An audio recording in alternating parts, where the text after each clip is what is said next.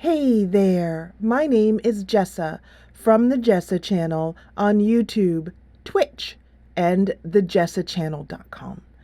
And for this PAX Online 2020 panel, I brought together some of my grandma gaming friends, and we had a virtual tea party that is complete with hats and gloves. We talked about all manner of gaming from JRPGs to Borderlands to Skyrim, and we had a great time. Not the least because one of us was drinking Skyrim skooma tea from her teacup. We want to thank PAX Online for having us for this panel, and I hope you enjoy. It is time to do some introductions. Britta, who's right above me, Britta. Hello, everyone. My channel is called Food for Dogs. And before you ask, yes, I do have a video up explaining the origin of that name. I call my channel Cozy. That means I like it friendly and relaxed, and I intend to keep it that way. I started out on YouTube doing unboxings. I unbox limited editions of mainly JRPGs because that's my favorite genre. I like to talk during the unboxings to give a bit of a background history, talk about the development, the artwork and the artists, the music and the composer, just the complete package, really, to give people some context and hopefully some interesting information. I also have several plushy assistants who help me out during my videos. This is Mishi here. Hello. Also do some gameplay videos occasionally. I don't really get around to doing that enough, but I certainly enjoy doing them, and I tend to give my thoughts on the game during those videos. Recently, I've branched out a little bit more, and I did a series of videos called Tech of My Childhood. That was really a bit of a nostalgia trip for myself, but I found there was lots of interest in that as well, so that was great.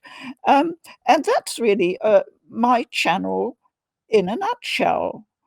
Cozy. It's food for dogs. Thank you very much. All right, so next up, I'm going to introduce Merrie, who's up that way. Merrie, you're up next.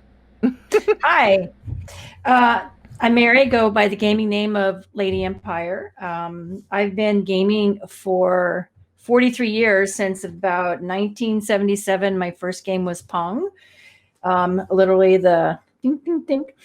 And since then, all of the games in between, the arcade games, everything. Then I had a family, 2 sons, didn't play as much. And when they got older, got into Sims, Minecraft, console games, and eventually PC gaming. And I'm kind of all over the place. I'll play everything from Minecraft to Borderlands and PUBG with my kids. I have a Twitch channel, of course. I also have a YouTube channel, which I haven't been very active in for many reasons. And currently I've been mostly streaming to fundraise for St. Jude. But I'm so happy to be here, Jessa. Thank you, Merrie. Now, Merrie, how did you and I meet? We met because we did a panel at PAX West in Seattle with Miss Shirley. Yay! And Shirley and I did one previously before that, so this would be my third PAX panel. This is your third PAX? What was your first one? With Miss Shirley. Her and I did one together once. And then you and I did. Oh yeah. This is your third. Okay. Yeah. And then we did one, the 3 of us. Yeah. And then we're doing another one this year, except it's online.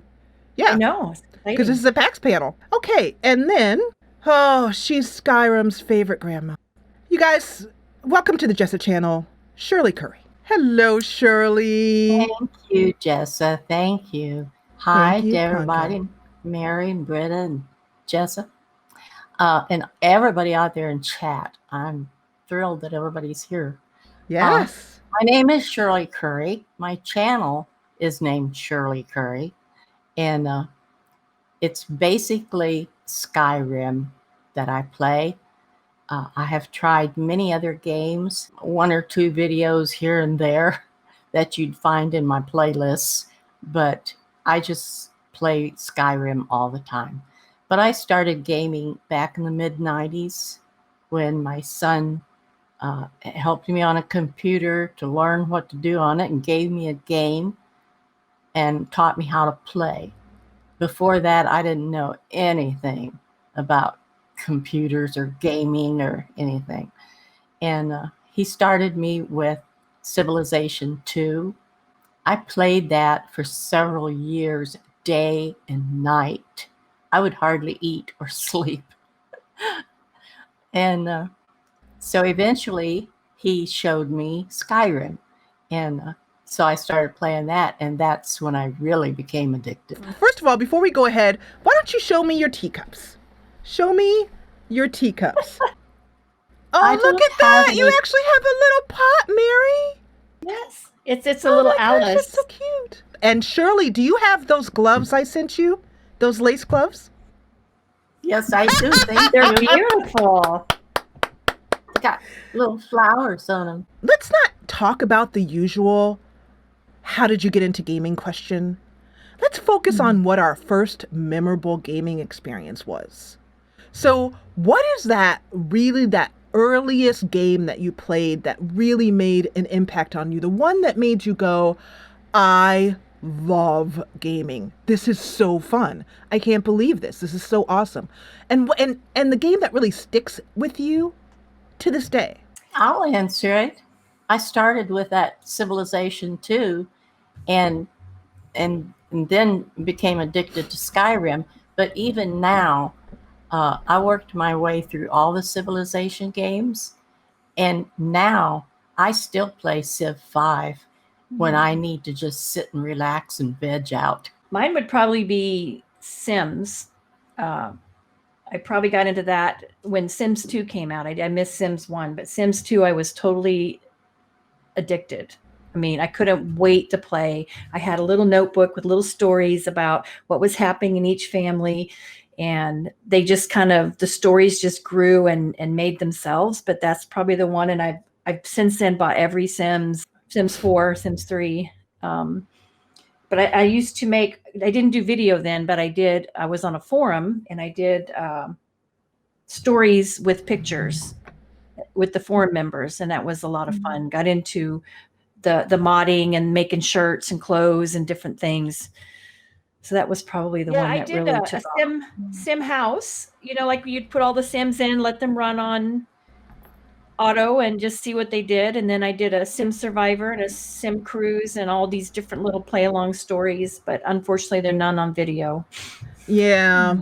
Well, be glad, because some of my early stuff is on video still, can still be found out there in the world, because I was part of the Sims community before I was a YouTuber.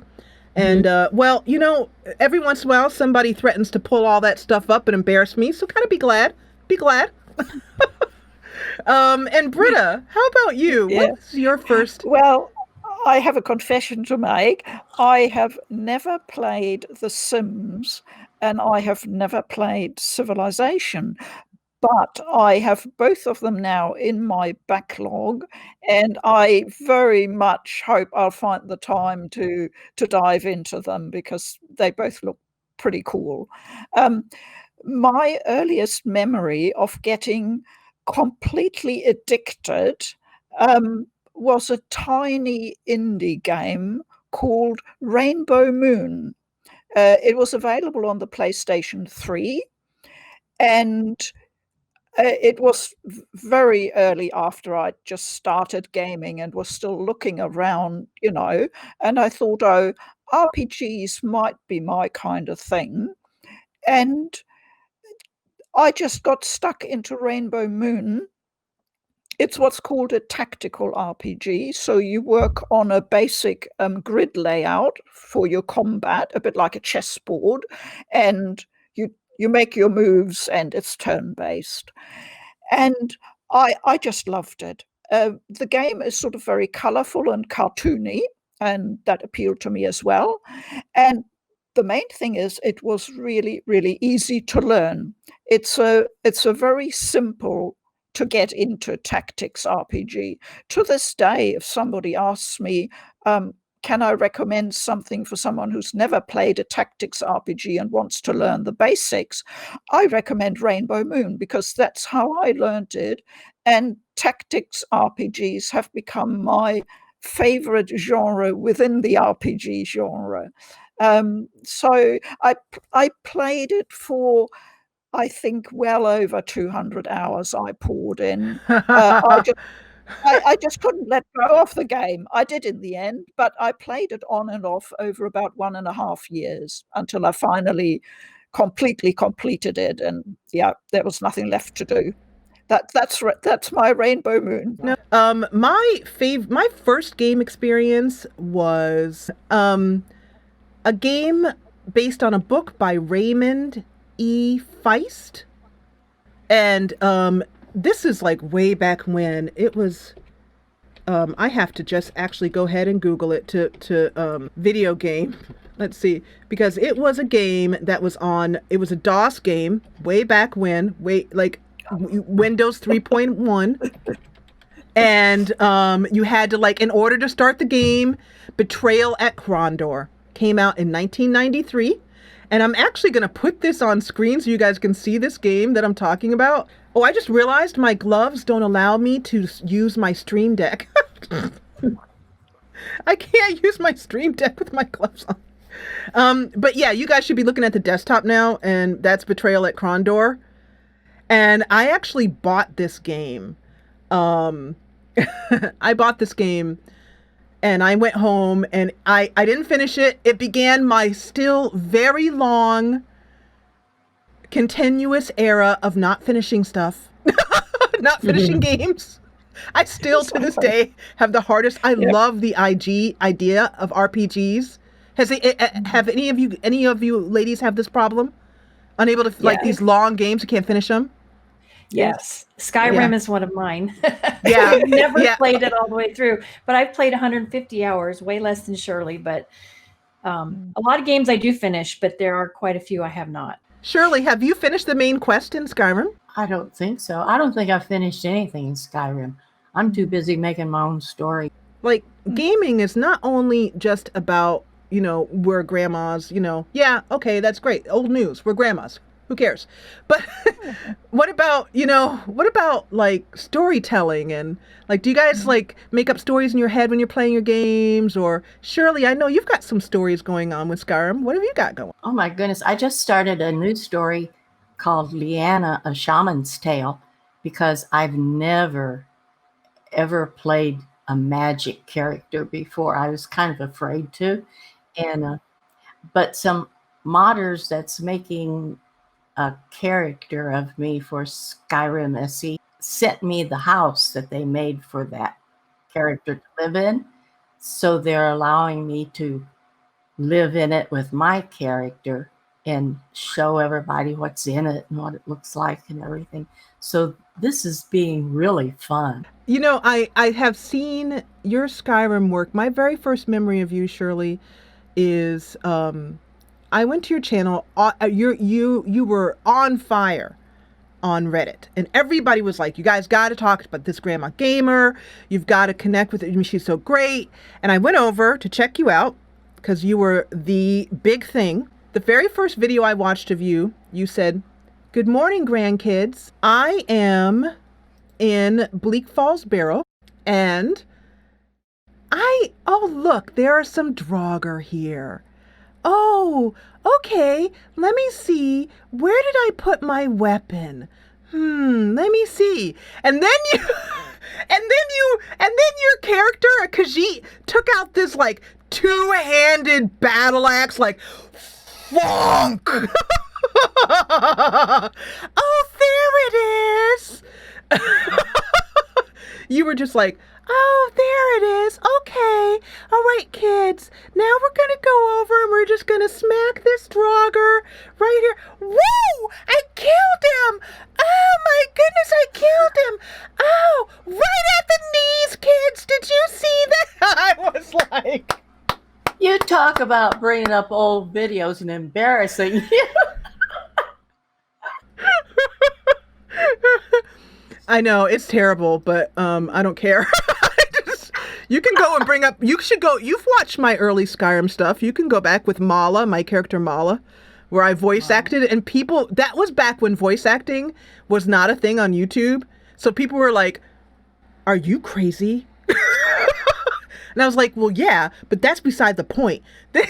I'm trying to voice this character. Like, people didn't understand this at all. Yeah. And so so that was a question about like our first game. But now I'm curious about, I know Britta was saying, and Britta and I had now just fun fact, Britta and I just met this week. And Britta just met all of us this week. And I wanted a fourth for our another party for our tea party.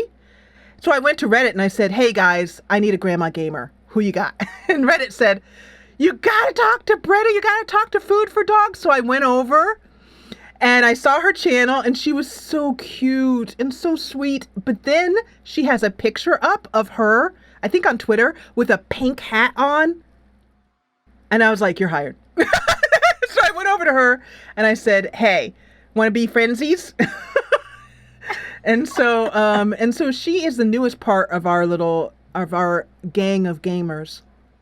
Okay, it was really just a very brief comment about what especially Shirley was talking about, being inside an RPG and constructing your own character and your own story for that character. And because I play mainly JRPGs, that's not really possible like that, because JRPGs are usually quite narratively driven. You have to follow along a storyline.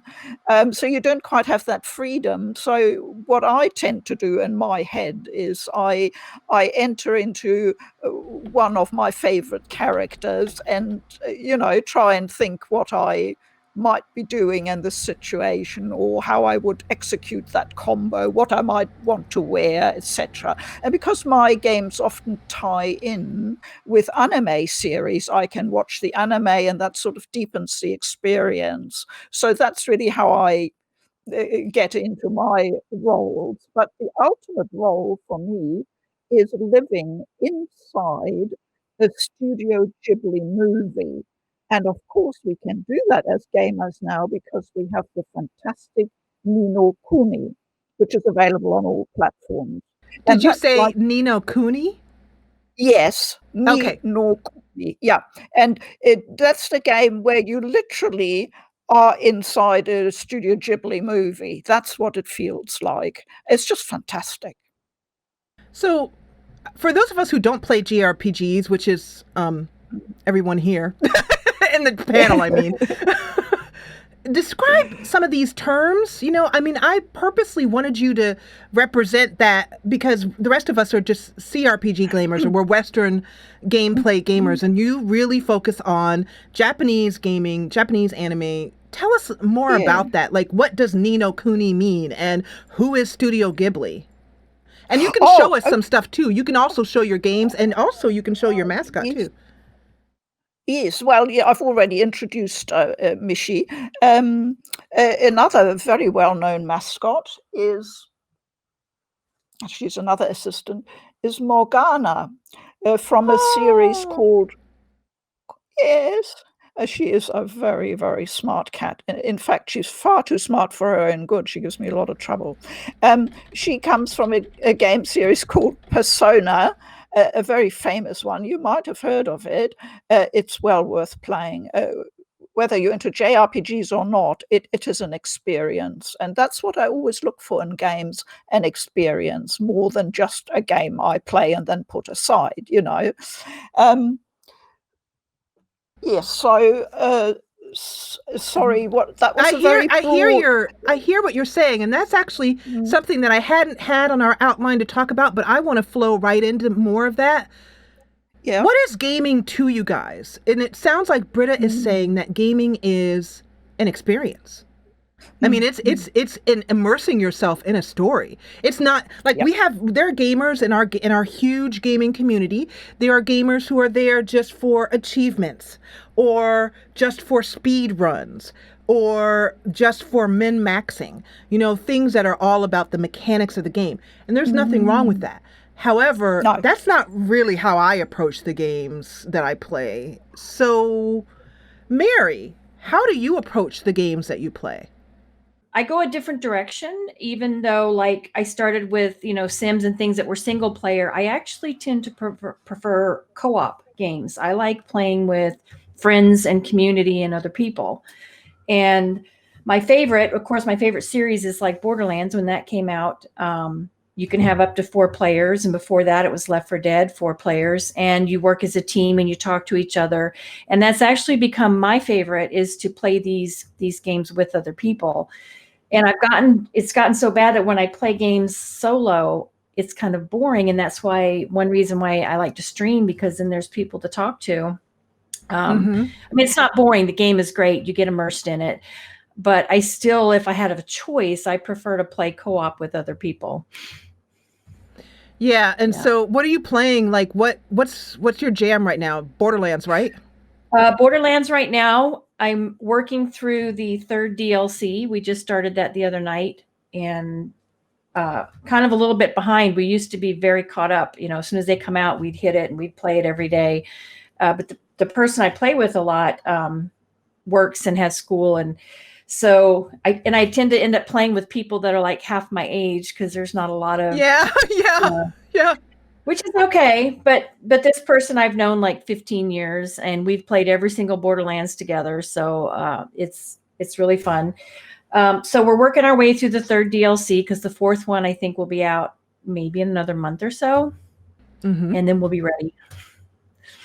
So, Shirley, like how do you approach games? Like, in other words, what's your reason for playing besides the obvious, it's fun? In other words, do you like the storytelling part of it, or do you play every game where you just basically make up a story in your head, or do you sometimes just play just to clear out your brain? Do you understand the question I'm asking? It's just to play those games. But when I'm playing in Skyrim, stories just come into my head. So when I love to make new characters. So when an idea for a story comes into my head, first I make a character in the screen. And then I might sit around for days and at night in bed thinking about that story, and I jot down notes about what I might want to do in it and stuff like that, until finally it just all comes together in my head and there's a story. So then I put those notes away and just start telling a story and playing it. It's like, I love it because it's like being real. I mean, when I'm in Skyrim, it's real to me. I live there. That's my second home. And it's like being in a movie, and you're one of the characters in the movie. That's the same thing for me, which is one reason why I don't play Fallout. Because I don't want to live there. Ugly. It's ugly. It's awful. It's depressing. It's I don't know. I do not want to diss anyone who is in chat right now going, oh, did they just say that? Oh my God. That is so mean. Sorry. I'm leaving right now. For those of you guys who love Fallout, and I know Angie's in chat and she loves Fallout, I know that. So, there's a lot that people get from that. But for myself, I want to immerse myself in a place I want to live and want to be, and where there's no zombies going to chomp on my body like in Resident Evil or something. So, that whole, sometimes making the story process is actually more fun than playing the game sometimes. And that whole planning out of that story. And so I understand what you're saying about that. And, the gaming community, we have a bad rap for being immature. And there being a lot of young people here, you know, a lot of immature people who is none of us on this panel. We're all very mature. But see the gray hair? Yeah, exactly. We all are sporting my gray hair is a little bit harder to see, but it is in there behind these flowers and whatnot. I have it. And I'm not going to color my hair ever. So one of the things that I wonder is gaming a guilty pleasure for you all? In other words, like if someone says, what do you do for fun? Do you like to quilt? Do you like to knit? How about baking? What do you old folks like to do with your time? And you're just sitting there like, you know what? I just killed over 103 people in Borderlands 3. Mm-hmm. I can take your head off with just a look. Get away from me, kid, yes. Before you're sorry. Get off my lawn, you runt. So, but seriously, that brings, you know, have you ever been judged? Like, first of all, do you admit to your friends, family, people you meet at a dinner party that you're a gamer? If you do admit it, what are their reactions? Complete incomprehension. Mine sort of grew into it, I think. Like my parents and of course my kids are all in, you know, kids and grandkids are fine. And then the parents just, I think my dad's even bragged about it some, but I'm more open now than I probably didn't really tell anybody much. And I never really told my age way back, but that's changed now. I wear it proudly. Yeah. And you know, one of the things that Shirley, when you first came on the scene, tell us the story about the person on Reddit who didn't believe you were actually you. Every once in a while, still somebody asks me that. And but this one guy, he said, I work in the industry and I know that this is a kid using a voice changer. Now, I thought he said, I know. I kept him set aside in my PC so that when my first interview came out, that's what I was waiting for. And I gave him the link to that. And I said, do you feel stupid now?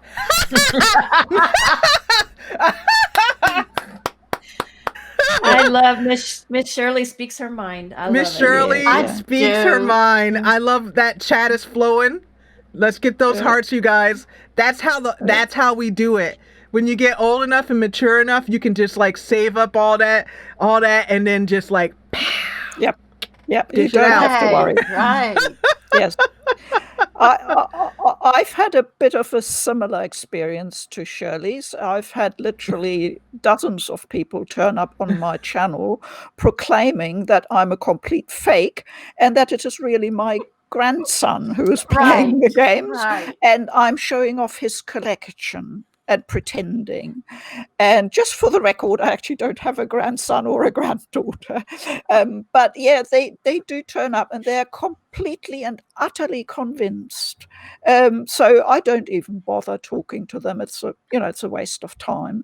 It's quite funny, really, what people will believe, in their heads, just because they don't want to accept what's right in front of them, They build up this sort of fantasy that's quite extraordinary, really. But yeah, so I think that's definitely related to the age, because you can't possibly be playing games if you are this old, Yeah, and what is that? I mean, what is that about? Like, games have this like enjoyment factor, and when you get up to this point, you just have to stop. Like, I feel like there is this gatekeeping or elitism, and that happens in all kinds of hobbies. That's just human nature. But still, it just seems like it's extreme with gaming. It really does seem more intense with gaming than anything else. Like, it's almost like, and Shirley, I think you can talk about this, Merrie as well too.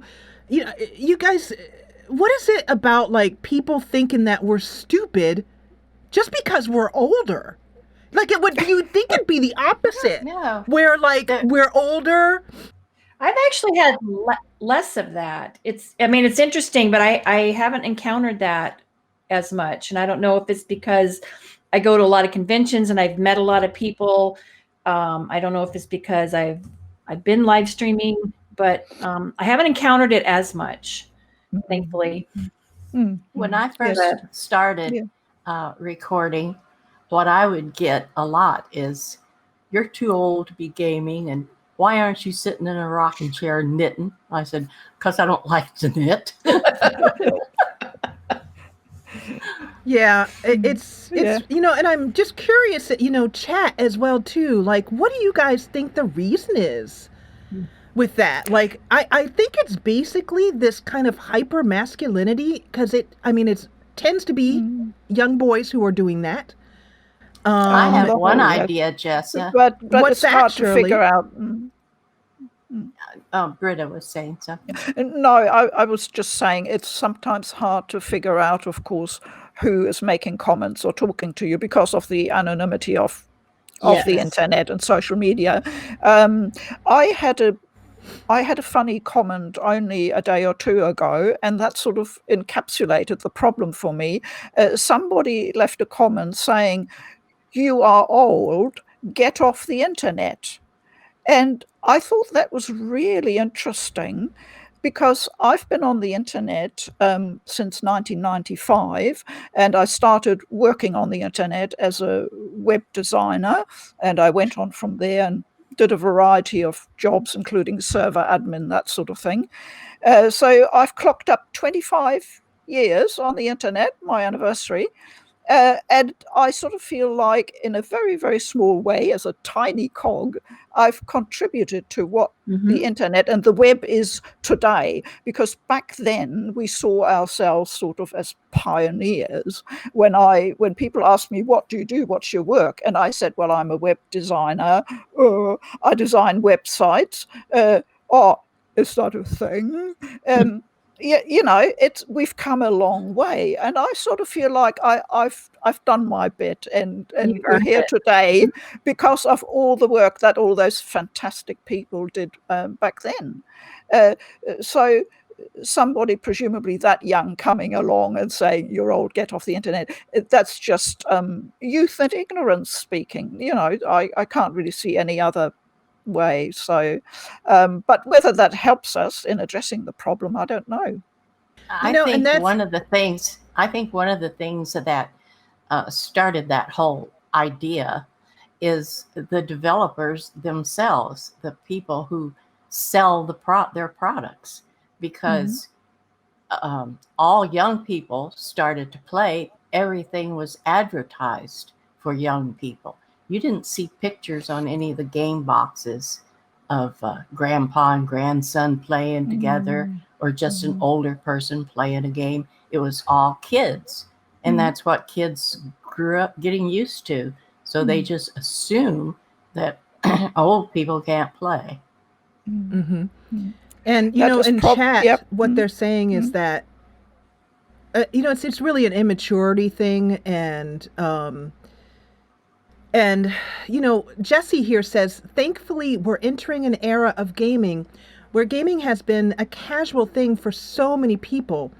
However, sadly, with this new era has come a lot of ugliness from the internet." And that's something that all of us, each of us have channels, and each of us have experienced ugliness. And for me, in particular, I get ugliness for being slightly older, and also for being Black, which gives me a heck of a lot of trouble as far as getting nastiness from the internet, because it's such an easy target to go for. But we are paving the way. We're paving the way here, Britta. We're trailblazers. We're trailblazers, exactly. Yeah. Because, and that's what I've been told by a lot of the younger players that I encountered lately. They're like, "You're great. We look up to you. You're a trailblazer in what you're doing," and that makes me feel better. Like, yes, because they're going to be our age one day. And they're still playing. Exactly. That's the thing, is that you guys who are all watching this, who are younger than us, one day you're going to be old farts like we are, or at least deeply middle-aged. Yes. And that is the comment I see most often on my channel, I'd have to say, the vast majority from people coming in saying, oh my goodness, it is so good to just see you enjoying games, and the games that I enjoy too. I'm still in my 20s, or I'm in my 30s, and the people around me, my family, my work colleagues, they tell me I'm childish to still be playing games, and they start to feel guilty about it and feel like they should be putting games aside. Exactly. And it's sort of, in a way, channels like ours are a validation for saying it's absolutely okay to play games whatever your age. And I think that message is maybe finally getting out there. Yeah, I mean, and that's what I everybody has want. a hobby. Exactly, it's a hobby. It's also, for many of us, it's mental and emotional health. Yes. Yes. Yeah. How are you guys using gaming to cope? Are there any particular, like, for example, just to clarify, kind of flesh out that question? Yeah.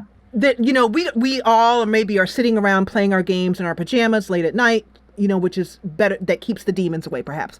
But are you finding yourself more attracted to games where, like, I find people who are on Reddit and the gaming suggestions subreddit are asking questions like, hey, I want to find a game that's about post-apocalyptic, or a game that's kind of like, they want to experience their fears through gaming. Or other of us are using it as an escape and want to go the exact opposite direction. Yeah. But basically, Animal Crossing. Can I get Animal Crossing? Can I get a heart in chat for Animal Crossing, you guys? Yeah. That's been my pandemic game. Yeah. So what's your? It's easy breezy, fun. Yeah. And Shirley, what's your pandemic play? Like, what are you doing for your pandemic play?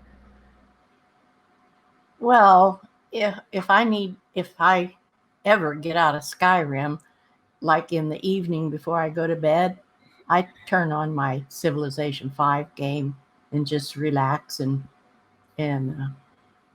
I don't have to think playing that. I don't even have to use my keyboard. Just move my mouse around a little bit. Exactly. Have you nuked anybody, Shirley? Oh, I used to do that way back in the beginning of playing it. Now all I do is build towns and get them built up, big cities, and do them different ways. I build out spokes to cities, or I build roads all the way around the perimeter of a continent and build cities. I just do them different ways. When it gets into levels that I don't want to go into, then I quit and start again. That's kind of, someone declares war. I used to play the wars a lot. So you guys, Shirley's been dropping nukes. You guys, you heard that right here on the Jessa channel. Shirley Scurry. I want that in the news tomorrow. I want that, like, in the headlines. Shirley Scurry reveals that she drops nukes. I haven't done that for years. This question I really am looking forward to hearing the answers to, because I got my answer set. What is your dream game? If it doesn't exist, just go wild with us. Take a few minutes to just tell us about what your absolute perfect game, like everything combined, and share it with us. I would like a game that has more co-op.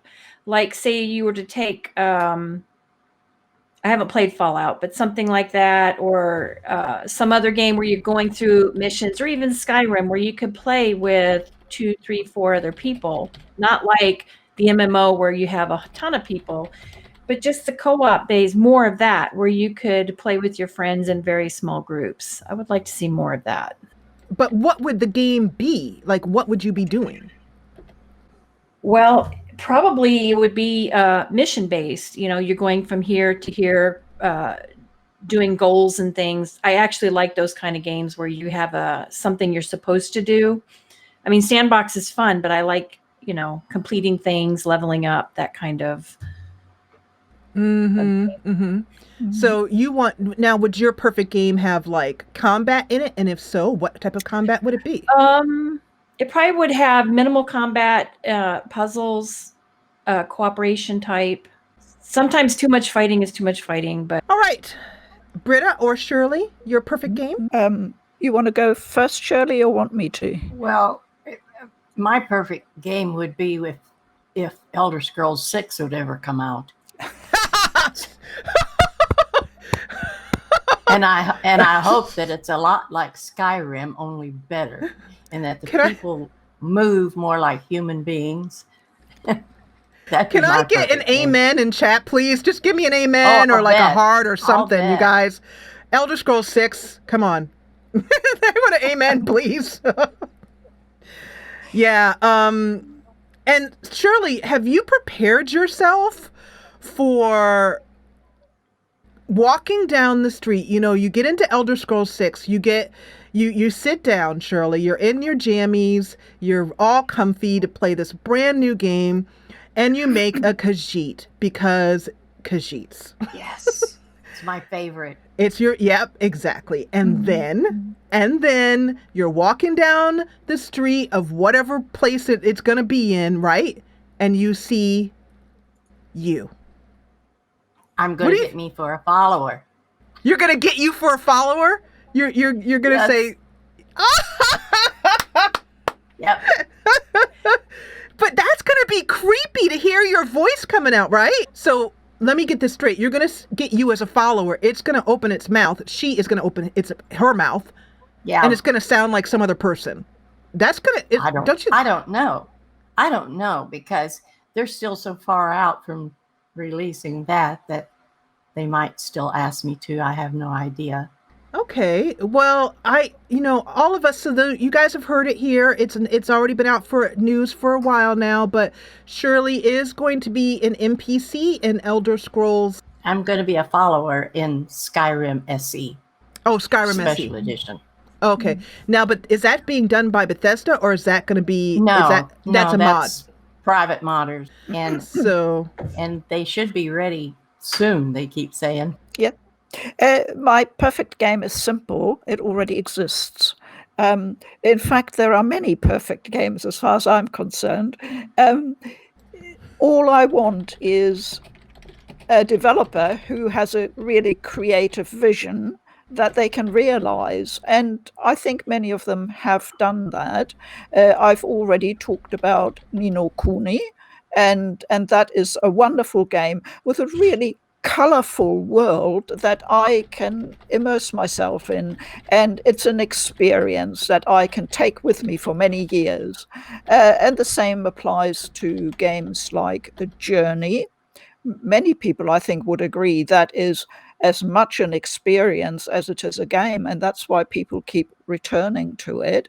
You form an emotional bond with games like that, just like Shirley has her bond with Skyrim, I suppose.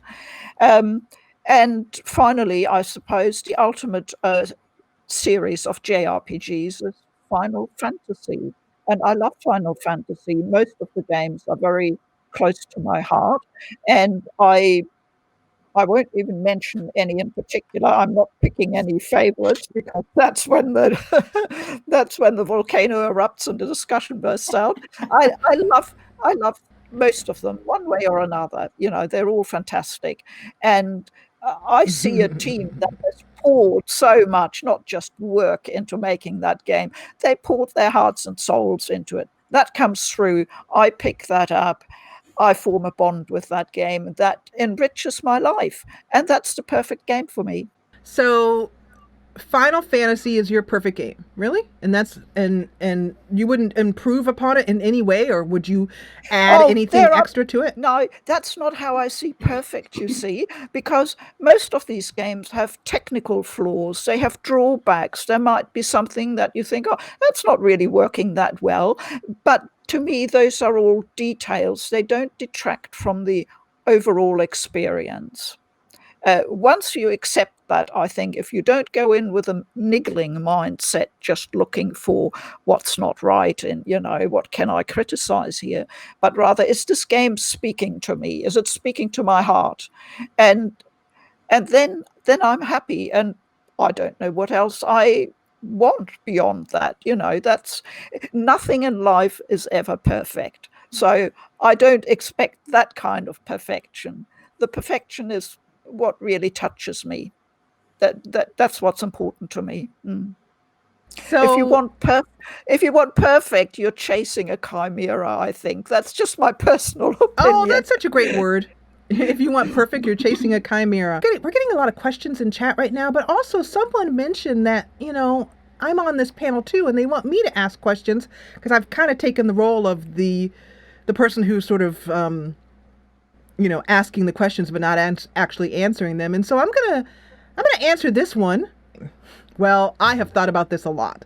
And I really have to say I am not as gracious about the word perfect as Britta is. I want perfection, dang it, and I'm going to pay. If I pay for it, I better get it. My favorite game is a game that starts out similar to The Sims 2. I feel like that's the pinnacle of the series. It would basically be a game where, well, actually, to be honest, my perfect game is the holodeck on Star Trek, where you can just go in and be in the world. But until someone creates a holodeck, this will have to do.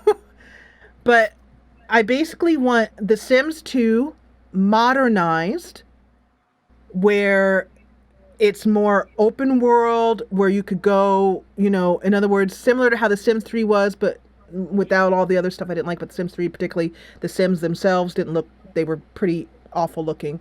And so it would be basically I want like a story creator, novel creator type of thing. That is what life simulation is for me. It's basically it's more than a dollhouse. It's like a tool of imagination. So my perfect game would be a modernized Sims 2 that has a ton more stuff to do. And Paralives, the new Paralives game, is trying to meet these needs of the huge simming community.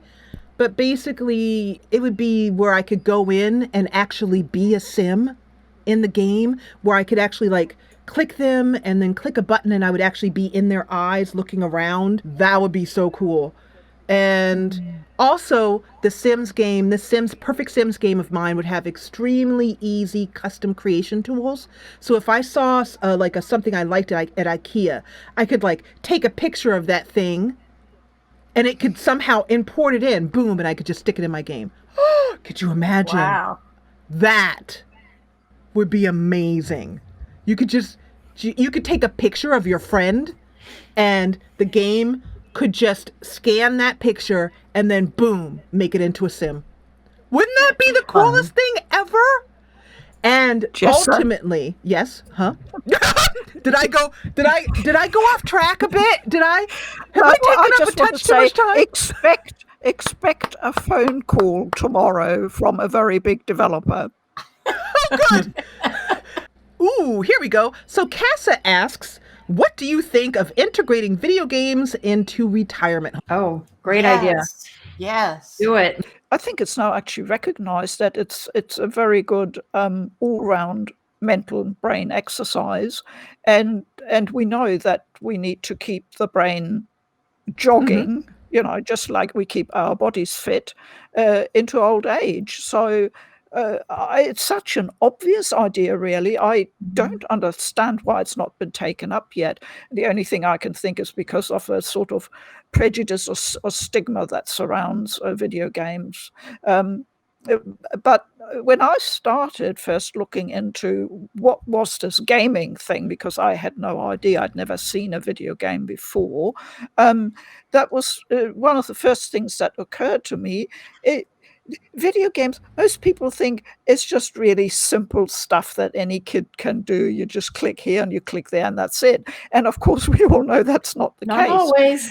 No, they can get jolly difficult and you have to learn a lot to play them. So that was one of the first things that attracted me to them, because I thought, well, I'm getting on into my 60s. This is probably a good hobby to have, just in a very pragmatic way. Well, I had no idea, of course, how addicted I would become, but that was certainly behind my decision to go into video games. And I still think it's a very good point, and that we really need to make until someone realizes that this would be really beneficial. There is some studies going on about that, and I have done interviews with college students that have asked me for an interview because they're doing papers on how games can help older people maintain their mental capacity and abilities. And I did an interview with a man who writes articles in some online paper that is doing a study on that very thing also. So they are starting to become aware of that. That's very good to hear. Yeah. So next question up, tabletop roleplay gaming. How many of you guys have done tabletop?